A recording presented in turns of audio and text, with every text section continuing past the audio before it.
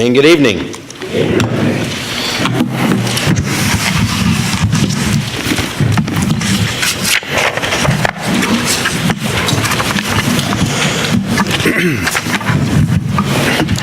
Before I get into the lesson tonight, I want to share with you something that kind of hit me as we were coming back from lunch. Michelle and I were talking about it. Of course, I always want to get her opinions on how she thought the lesson went and everything else, and she's always really good about encouraging me either way. But it dawned on me, and I felt, man, I wish I had said that. You know, how many of you have one of those moments? But if you remember, okay, we talked about Judas this morning, and we talked about where he came from and what part of the region he was from. He was from the area of Judah. Do you remember back in the Old Testament when the story of Joseph was coming? And he went to find his brothers. They already revealed that he was dreaming, and that guy was really wild and crazy dreams. And his dad sent Joseph to find his brothers, and they were off in another place, and they saw him coming from a distance. And that's when the brothers decided that that's what they were going to do something to him. One of the brothers said, "Let's kill him and show our dad and tell our dad that he was eaten by ferocious." Do you remember which brother that was? It was Judah. And then Joseph gets put in the well, goes over to Potiphar, goes to Egypt, comes back, and what is in an interesting way, resurrected. And he said, "This happened for good." Crazy stuff. Anyway, I hope take that and file that back somewhere, and you can use it for another time. So this little boy's coming home from Sunday school, and he's really quiet on his way home, and then he's real quiet all through lunchtime, and finally his mother says, "Are you okay?" And he goes, "I'm fine." He said, "What's wrong with you?" He says, "Well, Mom, we were singing a song. The teacher was teaching us this new song, teaching us a song in Bible class. It was a really sad song about a bear named Gladly, and he needed glasses, and I can't stop thinking about him. The teacher said that he was cross-eyed, and I just can't stop thinking about that poor bear that we sang about in Bible class." And so the mother was like, "That doesn't sound right." So she calls up the Bible class to their friends. "Hey, my son talked about this song that y'all were singing." And she described it, and when she did, the Bible class teacher started laughing. She said, "We taught them the hymn, 'Gladly the Cross-Eyed Bear.'"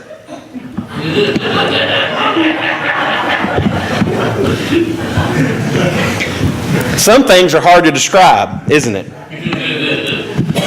Some things are really hard to describe. My son Jackson, we took Jackson to see the Legos movie. And Jackson loved it. He really liked that movie. And he's not here, so I can talk about him. He came back, and I overheard him one time trying to describe this movie, and he couldn't do it till he got to the point that he got so frustrated, he says, "Ugh, you just got to go see it." But he really enjoyed that movie. Some things are hard to describe. I love optical illusions. How many of you here see The Old Woman? Y'all see The Old Woman? Yeah. Now, how many of y'all see The Young Woman? Do y'all see The Young Woman? There's her eyelash, and there's her nose. There's a little thing around her neck. Okay? Optical illusion. How many of y'all see The Old Cowboy? You see his hat right there, and there's his nose. How many of y'all see The Young Cowboy? There's his shadow of his nose, there's his cheekbone, there's his kerchief.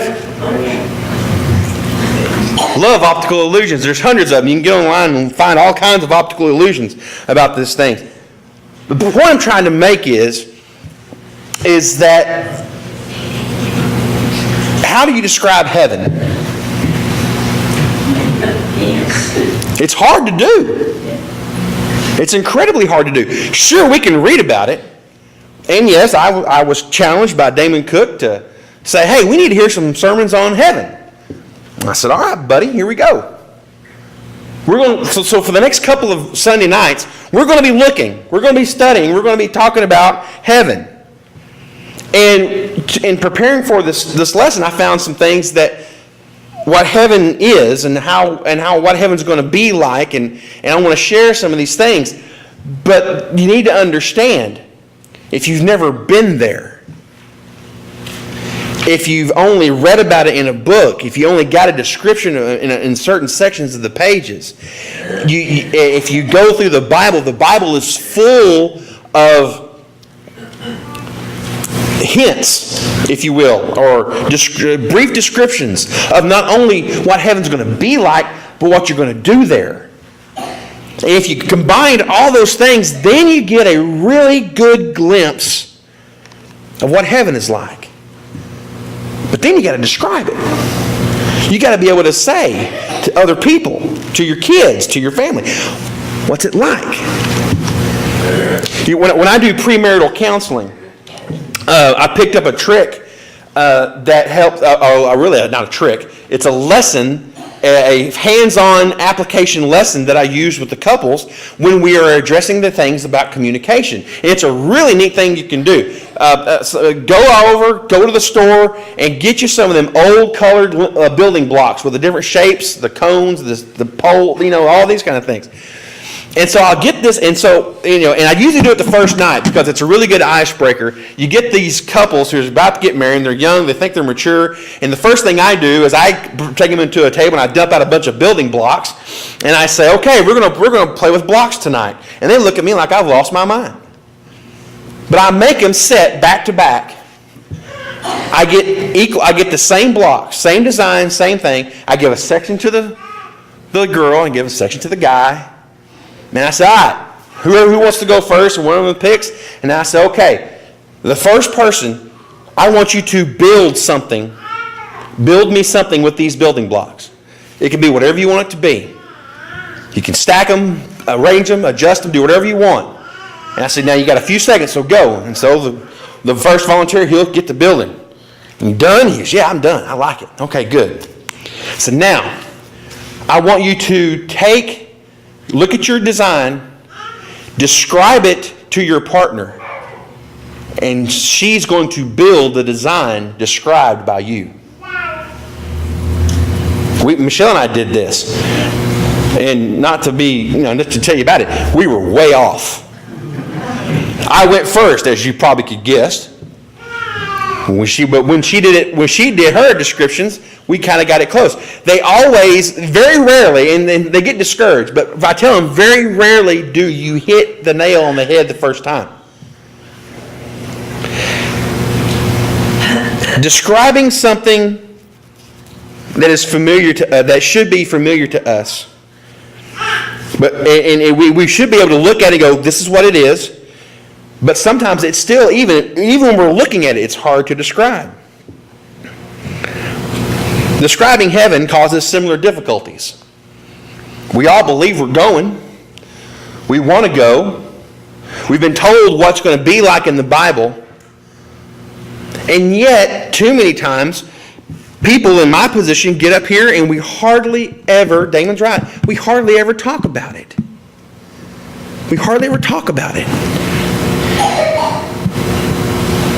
The first description of heaven that I want to bring to you tonight is like this. Heaven is home. Heaven is home. If you travel for any length of time, no matter if you're going to Lubbock or Kalamazoo, Michigan, or Chicago, Carl and Jean, every once in a while, after you've been there for a while, no matter how nice it is, no matter how much the family's great, no matter all the other stuff, you look at your spouse or you start thinking about it and you're thinking, I think I want to go home. Most of the time, Michelle and I say, I think we want to go home and sleep on our own bed. Our bed's real comfortable. Hebrews chapter 11. Look at verses 13 and 16 with me. Hebrews chapter 11, verses 13 and 6 through 16. Listen to what the Hebrew writer says in Hebrews 11. All these people were still living by faith when they died. They did not receive the things promised. They only saw them and welcomed them from a distance. And they admitted that they were aliens and strangers on earth. Verse 14. People who say such things show that they are looking for a country of their own. If they had been thinking of a country they had left, they would have had an opportunity to return. Verse 16. Instead, they are longing for a better country, a heavenly one. And therefore, God is not ashamed to be called their God, for He has prepared a city for them. See, too many see this life as home. But everything in this world is going to perish. We even sing songs about it. This world is not my home. I'm just passing through. Psalms chapter 49, verses 10 through 12 says, For all can see that wise men die, the foolish and the senseless alike perish and leave their wealth to others. Their tombs will remain their house forever, their dwelling for endless generations, though they have named lands after themselves. But man, despite his riches, does not endure. He is like the beasts that perish. Now, when we die, and there's a 100% certainty that that's going to happen to us all, that's one thing we can never get away from. When we die, we know if we are faithful, if we have given our lives to Christ, if we have understood the salvation plan and know that we are saved by grace and we've become Christians by obeying that plan and becoming baptized and walking faithfully, when we die, we will go to our eternal home. Ecclesiastes 12:5 says, when men are afraid of heights and dangers in the streets, when almond trees blossom and grasshoppers drag himself along and desire no longer is stirred, then man goes to his eternal home and mourners go about the streets. Jesus has prepared a place for us. A place that you and I will go to. That was His promise in John 14, 1 through 3. Do not let your hearts be troubled. Trust in God, trust also in me. In my Father's house are many rooms. If it were not so, I would have told you. I go to prepare a place for you. And when I go and prepare a place for you, I will come back and take you with me, that you may also be where I am. And so we have this promise. We have this idea of what happens and how we're going to go and what we do. But that's not complete of the description of home. If I were to come up to any of you and say, tell me what your home is like. And I put a husband and a wife in a different room and I told the husband, tell me what your home's like. And I put the wife in another room and I said, tell me what your home's like. I might get a location. I might even get directions to your place. But I guarantee you, just because even the husband and wife are different in many ways, I would get a different description. Both of them would be correct. Both of them would be correct. But still, how do you describe home? Well, maybe we can describe it by the size of it. Turn over to Revelations 21. We're going to go back and look at Revelations 21 a lot during this series of lessons on heaven, but you can't help it because it's a really good verse, it's a really good chapter to talk about it. Revelation 21, verse 16 says, the city was laid out like a square, as long as it was wide. He measured the city with a rod and found it to be 12,000 stadia in length and as wide and as high as it is long. Now, if you have a reference Bible or a study Bible, you can see that 12,000 stadia in each direction, that's the equivalent of 1,500 miles in each direction. Or 222 golly, I can't read tonight. 225,000 square miles, not counting upwards. In other words, if you took heaven, the new heaven or heaven, all squared out and dropped it in the middle of it and dropped it on America, it would span from New York to Denver and from Canada to Florida. That's a big city, y'all. How exciting is that? Now, what does that mean for us? Heaven is home. Heaven is home. Not trying to be depressing, but does living in this world get you down? It can. All the trials and tribulations, the death, the sickness, the illnesses, the problems that we have. Everybody's scared about. Some people think we're not being good stewards of our planet. Some people think we're doing just fine.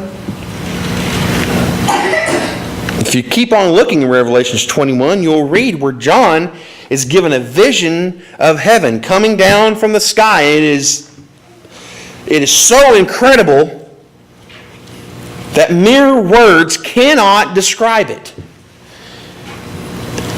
But John gives it the old college try, and even though with his limited vocabulary that we as humans have, he does a pretty good job.